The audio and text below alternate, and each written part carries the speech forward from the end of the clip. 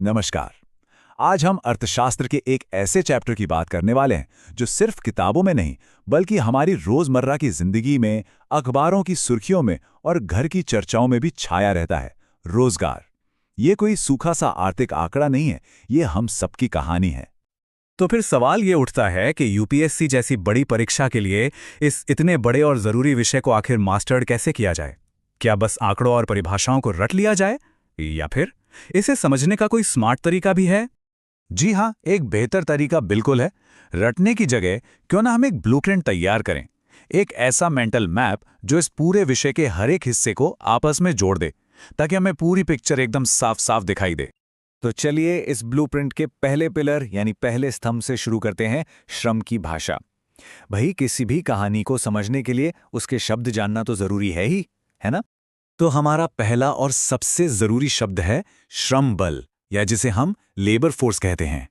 जरा सोचिए, ये देश की वो कुल टीम है जो या तो मैदान में खेल रही है, मतलब काम कर रही है, या फिर खेलने के लिए एकदम तैयार है और मौके की तलाश में है, मतलब एक्टिव जॉब सीकर है। यही वो लोग हैं जो हमारी अर्थव्यवस्था की गाड़ी को आगे बढ़ाते हैं। अब आता है बेरोजगारी दर, यानी अनएम्प्लॉयमेंट रेट। ये हमें बताता है कि हमारी टीम के कितने खिलाड़ी खेलने को तो तैयार हैं, पर उन्हें मैदान में उतरने का मौका ही नहीं मिल पा रहा। ये आंकड़ा एक तरह से हमारी अर्थव्यवस्था के स्वास्थ्य का थर्मोमीटर है। अच्छा, तो शब्द तो हमने समझ लिए। अब हमारे ब्लूप्रिंट का दूसरा पिलर हमें क्यों का जवाब देगा। आखिर ये बेरोजगारी होती क्यों है? इसके पीछे के असल कारण क्या हैं? देखिए, बेरोजगारी एक ही तरह की नहीं होती, इसके कई रूप हैं। कुछ तो छोटी मोटी खरोच जैसी होती हैं जो जल्दी ठीक हो जाती हैं, जैसे एक नौकरी से दूसरी नौकरी के बीच का गैप। लेकिन कुछ एक गहरी बीमारी की तरह होती हैं जिनका इलाज लंबा चलता है।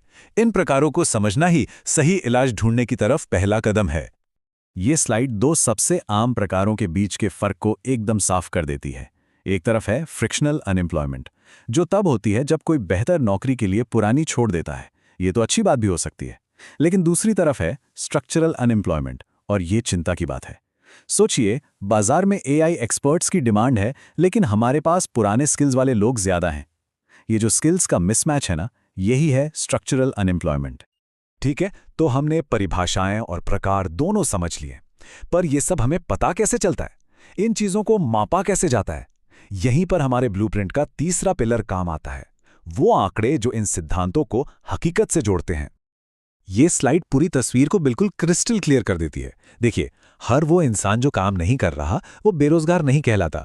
स्टूडेंट्स, होम मेकर्स या वो लोग जो काम करना ही नहीं चाहते, वो श्रम बल का हिस्सा नहीं है। इस क्लासिफिकेशन को समझना बहुत जरूरी है ताकि हम आंकड़ों को सही ढंग से पढ़ सकें। और यहीं आता है सबसे बड़ा खिलाड़ी, LFPR यानी लेबर फोर्स पार्टिसिपेशन रेट। ये आंकड़ा हमें बताता है कि देश की कुल वर्किंग एज पॉपुलेशन में से कितने लोग असल में काम करने के लिए उपलब्ध हैं, चाहे वो काम कर रहे हों या काम ढूंढ रहे हों। अगर ये दर कम है तो इसका मतलब है कि देश अपनी पूरी ह्यूमन पोटेंशियल का इस्तेमाल नहीं कर रहा है। तो अब हम समस्या को समझ चुके हैं, उसे माप भी सकते हैं। अब आता है हमारे ब्लूप्रिंट का आखिरी और चौथा पिलर, जो हमें समाधान की ओर ले जाता है। सरकारें इस बारे में क्या कर सकती हैं? ये है पॉलिसीज का खेल। सरकारें यहां एक डॉक्टर की तरह काम करती हैं। पहले बीमारी का पता लगाओ, मतलब समस्या की पहचान करो, फिर सही दवा लिखो, यानी प्रोग्राम डिजाइन करो। इसके बाद मरीज को दवा दो, मतलब उसे लागू करो, और आखिर में ये देखो कि मरीज ठीक हुआ या नहीं, यानी प्रभाव का मूल्यांकन करो। तो ये जो 4 पिलर्स वाला हमारा ब्लूप्रिंट है, ये सिर्फ ज्ञान के लिए नहीं है, ये असल में परीक्षा में नंबर कैसे दिलाएगा। चलिए इसे सीधे सीधे यूपीएससी की चुनौती से जोड़कर देखते हैं। देखिए, ये कितना स्मार्ट तरीका है। प्रीलिम्स में अक्सर पहले और तीसरे पिलर से सवाल आते हैं, परिभाषाएं क्या हैं, आंकड़े क्या कहते हैं। और मेंस में दूसरे और चौथे पिलर का टेस्ट होता है, बेरोजगारी क्यों होती है और सरकार को इसके बारे में क्या करना चाहिए। ये ब्लूप्रिंट हमें दोनों तरह के सवालों के लिए तैयार करता है। तो ये है पूरा मास्टर प्लान।